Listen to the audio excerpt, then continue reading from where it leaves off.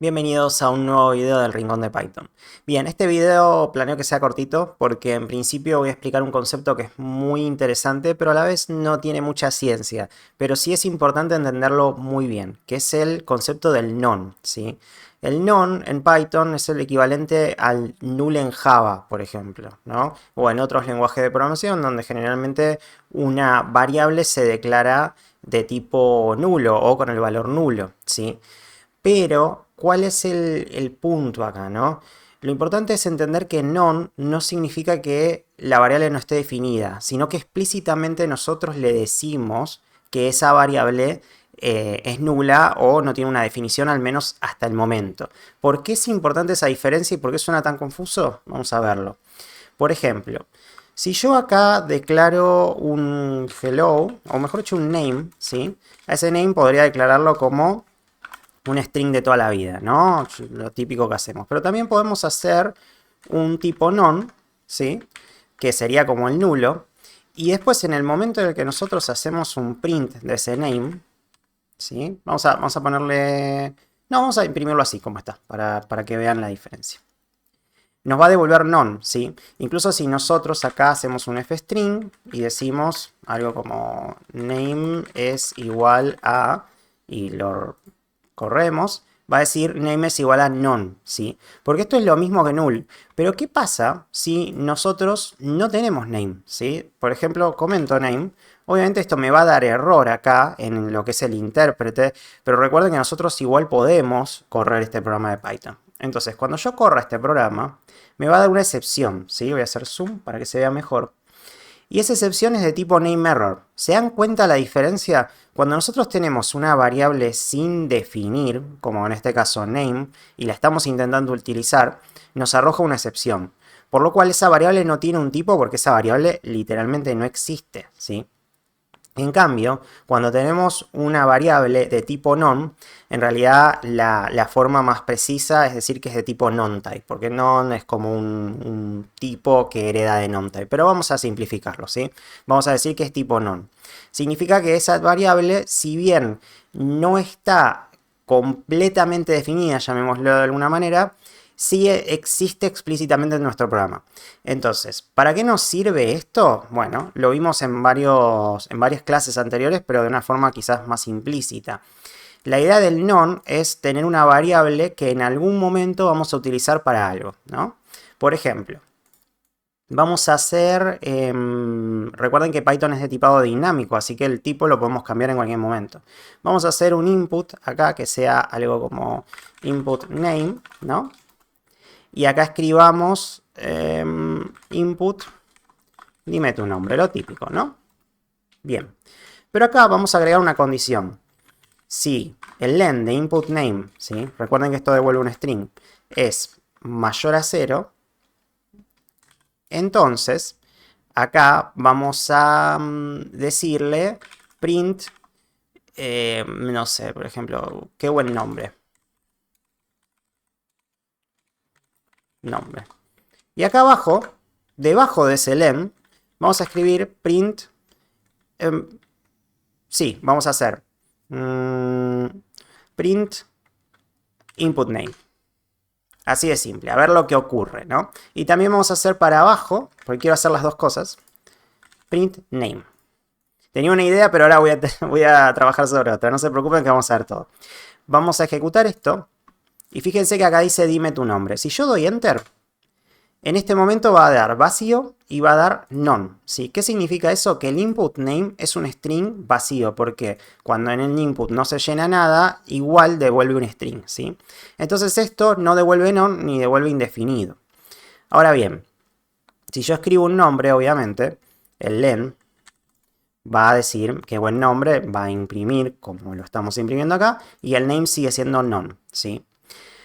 Ahora bien, si nosotros acá al name le ponemos el valor de input name, esto va a dejar de ser none. Voy a borrar input name, que no necesitamos más.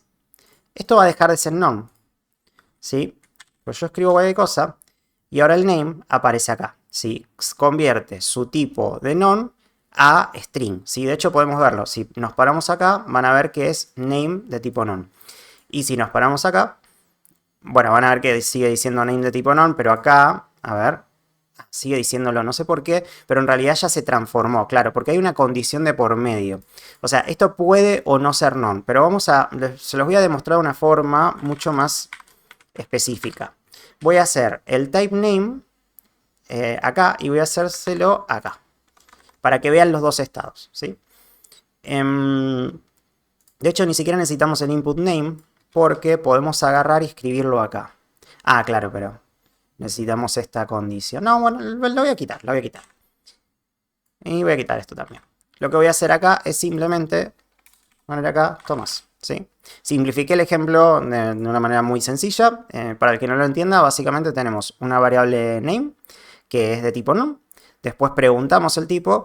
Después volvemos a reasignar esa variable name a un tipo string. Y después volvemos a preguntar el tipo, a ver qué pasó. Ya se imaginarán el resultado, pero en principio la clase es nonType, ¿ven? Es el tipo non, al fin y al cabo. Y la clase del siguiente es string, pero sigue siendo la misma variable. Lo importante de esto, que es muy muy común, por ejemplo, declarar una función en donde nosotros tenemos tenemos una variable, ¿no? Que tenemos que modificar en algún momento. Puede ser, por ejemplo, un valor numérico. Y si, de hecho lo vamos a armar para que vean. Tenemos una variable que sea, no sé, div by no, ¿no? Acá pasamos n1. Perfecto. Entonces, este va a ser el número divisor, ¿no? Y acá ponemos result. Y result va a ser igual al non, por ejemplo. Entonces, si n1 es mayor a 0, entonces retornar el resultado dividido n1, ¿sí? ¿Se acuerdan que hay una... Esto me está tirando error porque, claro, no encuentra la referencia a non. Claro, porque el resultado no existe. Sí, acá vamos a poner... Claro, el resultado acá tiene que ser un valor. Bueno, no importa, vamos a poner 10, porque el resultado tiene que ser entero para poder dividirse de esta manera.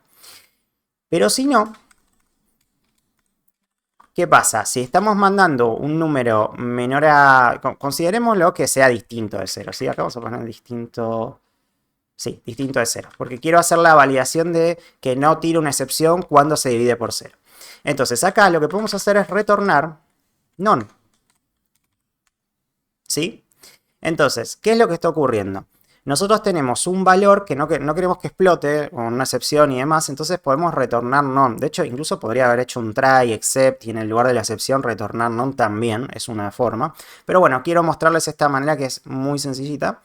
Y lo que hace esto es, básicamente, acá de hecho, result, no, n2, mejor, que suena mejor. Ahí está. Entonces, vamos a dividir este número por este número, ¿no? Y si llega un 0, va a retornar non. Entonces, ¿qué nos permite eso? Cierta flexibilidad a la hora de poder trabajar con una función, ¿sí?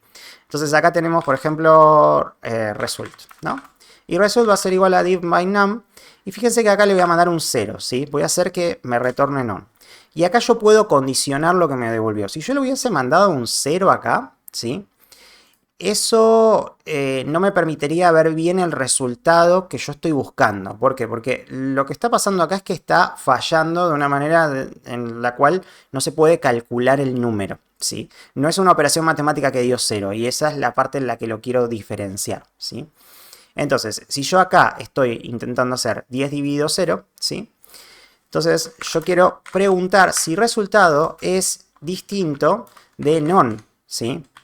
Y esto, fíjense que ya el PyCharm me está diciendo algo.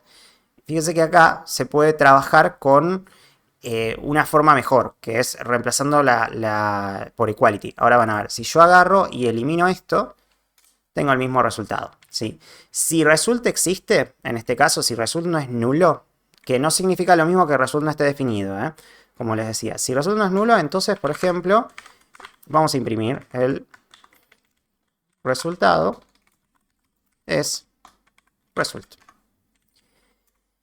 Si no, vamos a imprimir algo como ha ocurrido un error. ¿Por qué? Porque result es non y algo ocurrió. Si no disparamos una excepción, pero la función salió por un lado que no encontró el resultado esperado, ¿no? Y esto está muy bueno porque nosotros en cualquier lugar de nuestra función podemos retornar un none, así como en Java podríamos retornar un null si hay algo que debería tener un valor y no lo tiene por un error.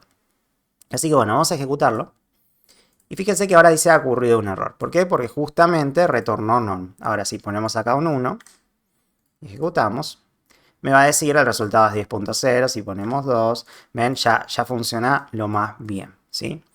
Entonces, ¿qué quiero decir con esto? Que podemos usar el tipo non o el non-type para poder hacer este tipo de cosas, ¿no? Para poder controlar los resultados que nosotros quizás no estamos esperando que salgan de esa manera. O incluso que queremos que salgan así, pero que sean nuestro equivalente de vacío. Entonces, en vez de mandar un string vacío, porque nosotros no queremos manejar un string, sino realmente la ausencia de valor en una variable, trabajamos con non, ¿sí?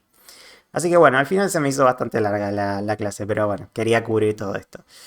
Espero que les haya gustado el video, no olviden dar like, suscribirse y todas esas cosas que me hacen feliz y ayudan al algoritmo. Y nos vemos en los siguientes videos.